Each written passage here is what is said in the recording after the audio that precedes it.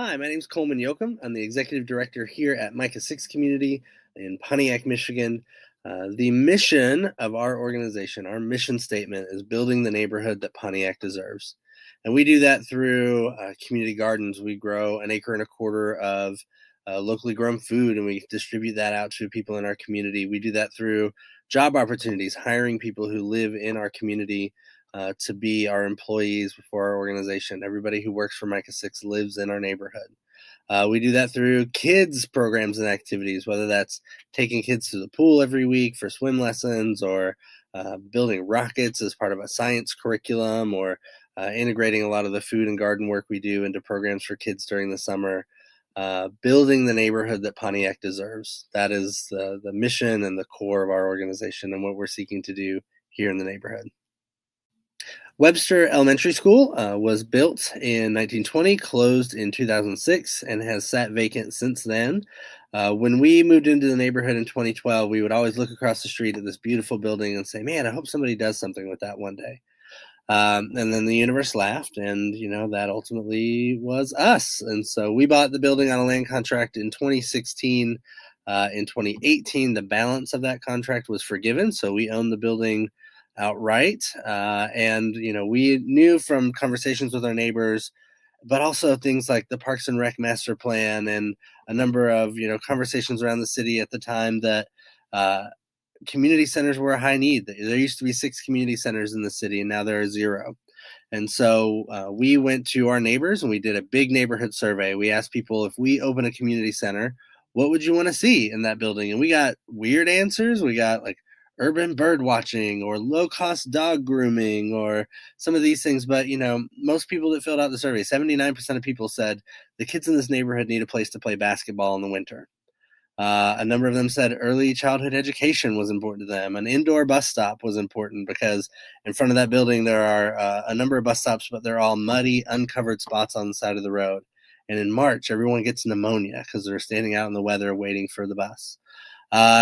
Things like grocery stores came up, things like art, classes and opportunities came up. And so we took all these inputs and all this data, we collected it, and we went to organizations in the city who provide a lot of those services.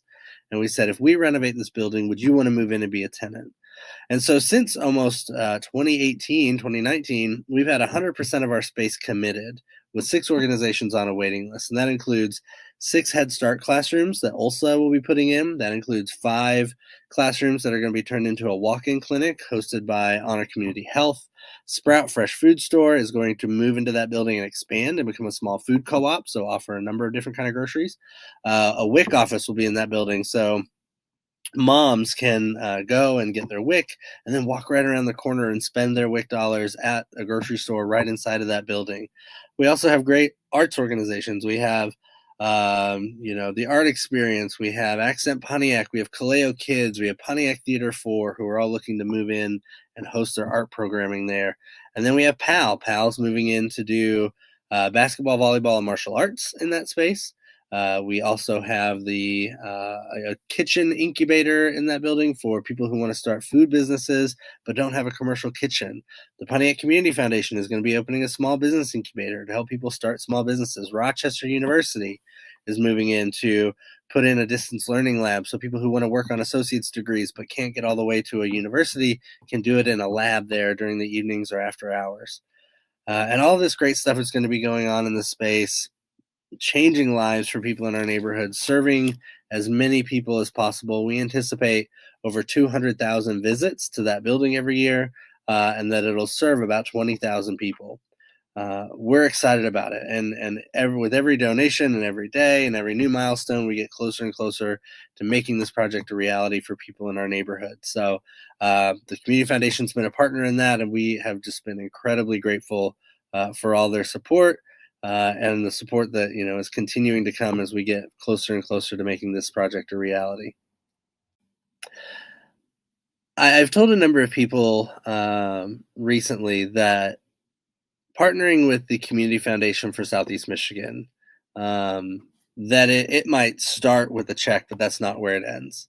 That the team there is invested in our success and is invested in our progress and is genuinely curious and excited and rooting for us. It feels like, and so we have, over the years built great relationships with people at the community foundation, and some of that has come with funding, and some of it hasn't, and some of it is just support and encouragement, which sometimes is more valuable for us. And so, yeah, the partnership doesn't end with the check. That's the beginning.